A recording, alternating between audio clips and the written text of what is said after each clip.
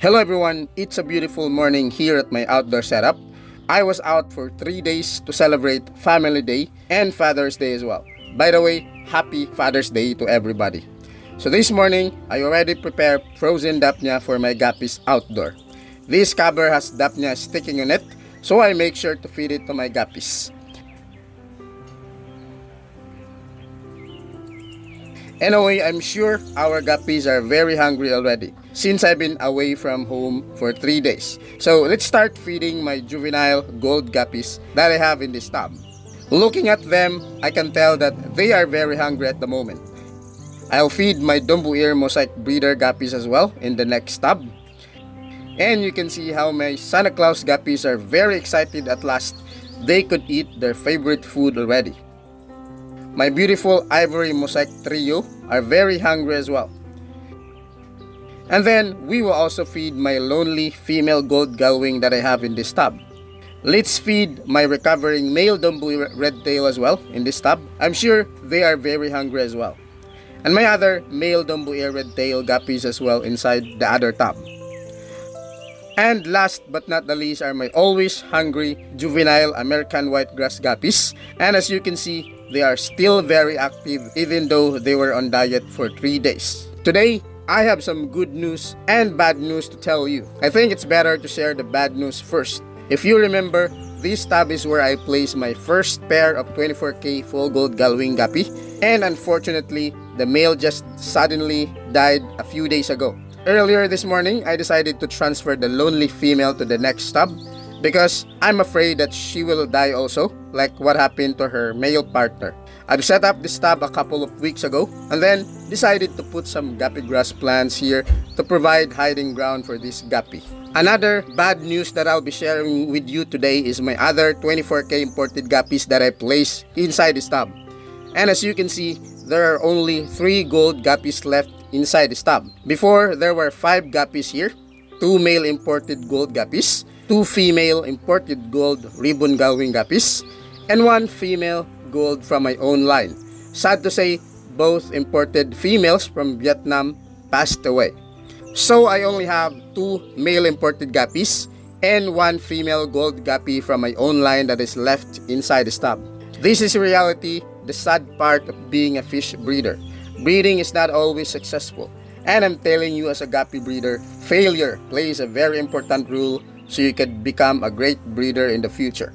Anyway, I try to catch the remaining female and place inside this viewing tank so we can check if she's pregnant already. This female looks great. She has great coloration as well, but her tummy is still small, so I'm not sure if she's pregnant already. Anyway, based on the video that we have here, if we take a closer look at her gray bead spot, we can see a couple of tiny black dots. So it's a great sign that she is carrying baby in her tummy. I just hope that her tummy could get a lot bigger, so more baby to expect when she gives birth in the future. Anyway, let's release her back to the tub and hopefully she'll give birth to tons of babies in the future.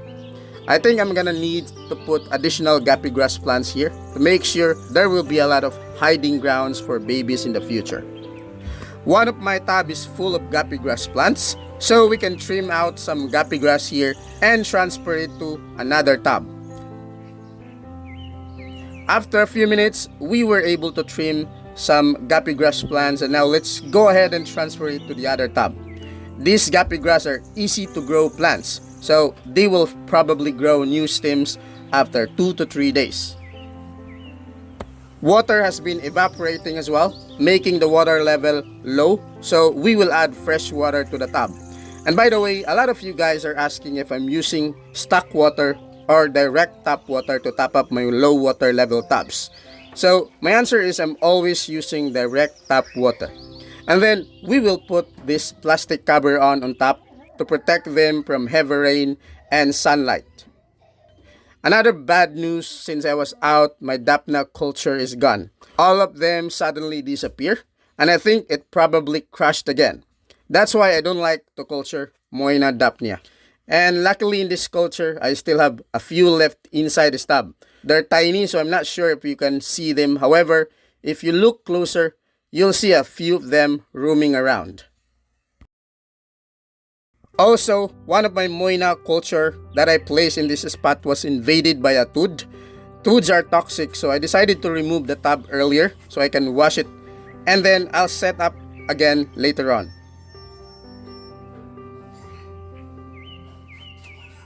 Anyway, good news is my juvenile gold guppies are still healthy and active. There are 70 plus guppies in this tub and all of them are in good condition. Although a lot of dead leaves were stuck in this tub since these tubs are not protected by the net. We will use my fry net to catch all dead leaves out from the tub. Algae are growing well at the bottom since I've decided to remove the floating algae a couple of weeks ago. Anyway, I have decided it would be better to siphon all this algae and dirt out from the tub using my DIY siphon hose. To use this, all we need to do is fill up this hose first with water and then place the other end inside the tub while the other end is outside the tub. Once the water flows, you can start siphoning your fish tub.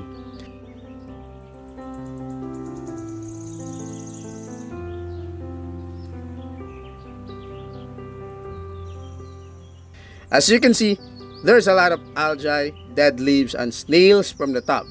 After siphoning, we will then add fresh water to the tub to maintain the water level. Guppies enjoy having fresh water. It's like they're taking a bath. Earlier, I mentioned that one of the male 24K imported gold guppy died. That's why I transferred the female in this tub. Earlier, while transferring the female, I also noticed some good news. So I saw two fry. This two fry seems to swim well already. So my guess is that the female might have gave birth while I was away, and it really made me happy even if there's only two of them. At the moment, I'm planning to reset up this tub again. So I'll catch the fry and then transfer it to a different tub. I'm using a fry net and a small cup to contain them temporarily. So these are the two beautiful fry that I caught from the tub. And it's pretty obvious that the other fry is also gullwing, just like its mom. The other one is smaller in size, so I'm not sure if it's gullwing as well. But I'm really excited with these two fry that I got. Hopefully, they will grow and become my breeders in the future. So we will transfer these two fry here. And as always, before we release them, we make sure to acclimate them. While acclimating, we are going to catch some fry dumbo ear mosaic guppy that I have in this tub.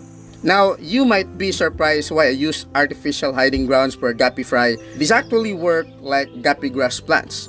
And you can see some fry staying within these plastic ropes. As I said earlier, we will catch a few fry from the tub, but we will wash this fry net first to make sure we don't spread viruses from the other tubs.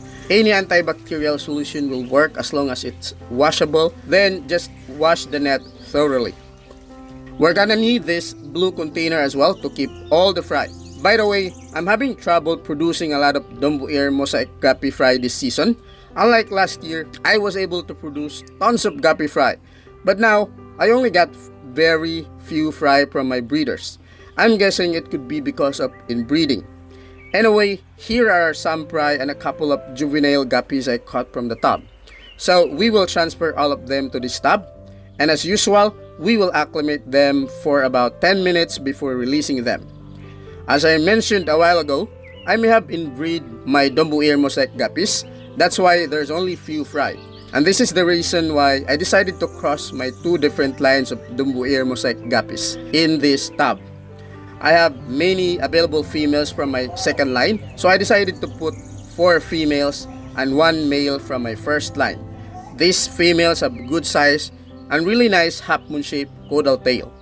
And then the male has huge dark pectoral fin and a really nice half-moon shaped caudal tail as well. So they have been in the same tub for almost 3 weeks already, and I'm not sure if one of the female is already pregnant. Some females have large tummy already, but I don't want to expect that there are baby guppies inside its tummy because it really hurts to expect a lot. Anyway, if this breeding won't be successful, then we will try another way. I've also decided to place guppy grass plants inside the tub just to make sure. If in case they will give birth, then there will be hiding place for baby guppies. And then we will also add fresh water to the tub to maintain the water level. Before I'll say goodbye to everyone, we'll give you an update on my other imported guppies as well, which is my ivory half-moon guppies. Guppy grass plants have grown really well inside this tub. Unfortunately, I still don't see any baby guppies yet. Anyway, my ivory trio is still healthy and active, but I see no progress. Female tummy is still the same size. When female guppy becomes pregnant, tummy should get much bigger as days goes by, but their tummy is still the same size, just like before. Male is looking great, and I badly want to reproduce them because I really like these guppies so much. We'll wait for a little longer and see what happens next. After 10 minutes passed, Acclimate is done, and Dombo Air Mosaic Fry are safe to release to their new home. And our baby 24K full gold guppy as well. So that's all for today. I hope you enjoyed this video, and thanks for watching.